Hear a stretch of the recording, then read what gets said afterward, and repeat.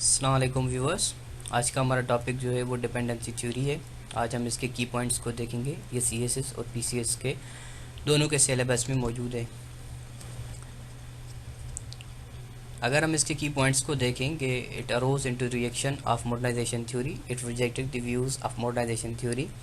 अब ये जो थ्योरी है हमारी डिपेंडेंसी की थ्योरी, ये मॉडर्नाइजेशन के अगेंस्ट में बनी है। इसके मुताबिक जो कि पुअर कंट्रीज़ है, जो पुअर वर्ल्ड है, वो एक ऐसे सिस्टम में रहते हैं कि ऐसे दुनिया में रहते हैं जहाँ पे उनको रिच कंट्रीज़ रूल करती है और उसको वो कभी भी डेवलप होना अलाउ नहीं करेंगे। ये थ्योरी जो डेवलप हुई थी 1960s में हुई थी, मेनली लैटिन अमेरिका में। और इसके जो मेन एडवोकेट्स है या प्रोपोनेंट्स जिसको हम कहते हैं वो Raul Prebisch, Fernando Cardoso and Andre Gunder Frank थे। Unlike modernization theory, dependency theory regards external factors responsible for underdevelopment of third world. अब जैसे मॉडर्नाइजेशन थ्योरी हमने पढ़ी थी कि उसके मुताबिक ये था कि जो कंट्रीज अंडर डेवलप्ड है उसकी वजह उसके इंटरनल फैक्टर्स है, पर डिपेंडेंसी थ्योरी कहती है कि नहीं, उसकी अंडर डेवलपमेंट की वजह एक्सटर्नल फैक्टर्स है। Dependency theory defines the failure of developed countries due to the structural hierarchy of centre, जो कि वेस्टर्न ब्लॉक है। डिपेंडेंसी थ्योरी के मुताबिक जो कि अंडर डेवलप्ड कंट्रीज़ है उनका जो फेल्यूर है, जो कि डेवलप नहीं हो रही, उसकी वजह जो है वो एक ऐसा स्ट्रक्चर बना हुआ है हायरार्किकल, जो कि वेस्ट ने बनाया है कि वो कभी भी जो पुअर कंट्रीज़ है वो डेवलप नहीं हो पाएंगी।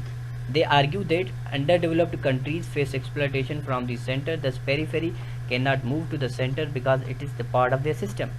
उनका ये आर्ग्यूमेंट था कि जो अंडर डेवलप्ड कंट्रीज़ है वो इस तरह एक्सप्लोटेशन फेस करती है क्योंकि जो सेंटर है ना वो एक्चुअली उसका मतलब एक ऐसा सिस्टम बना हुआ है कि वो मतलब बाय ऐसे समझो कि नेचर ही उसको एक्सप्लॉइट करता है। उसका मतलब ये एग्जांपल है कि अगर पेरीफेरी है वो कभी भी कोर में या सेंटर में नहीं जा सकेगा। मतलब ऐसा एक हायरार्किकल स्ट्रक्चर है, अगर गरीब है तो वो गरीब रहेगा इस सिस्टम के हिसाब से, जो डिपेंडेंसी थ्योरी के मुताबिक जो करंट जो सिस्टम है उसमें।